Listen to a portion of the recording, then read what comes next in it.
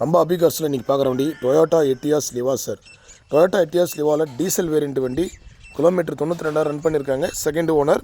வண்டி நல்ல கண்டிஷனில் இருக்குங்க. ஒரு மெரூன் கலர் வண்டி, தெளிவான வண்டி, ஒரு ஷோரூம் கண்டிஷன் வண்டிங்க. இந்த வண்டிக்கு 1 இயர் இன்சூரன்ஸ் கரண்டில் இருக்குது. டீசல் வண்டி எட்டியாஸ் லிவா மார்க்கெட்டில் ரொம்ப ரேரு. காரணம் கேட்டிங்கன்னா மைலேஜ் தான் சார். கம்பல்சரி உங்களுக்கு 25-26 மைலேஜ் கிடைக்கும். அதே மாதிரி ரீசேல் போகிற வண்டி சார்.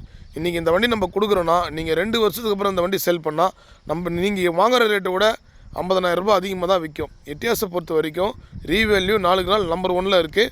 தெளிவான வண்டிங்க. 2011 டிசம்பர் 12 ரிஜிஸ்டர் வண்டி. 2027 வரைக்கும் எஃப்சி கரண்டில் இருக்குது. 1 இயர் இன்சூரன்ஸ் கரண்டில் இருக்குது.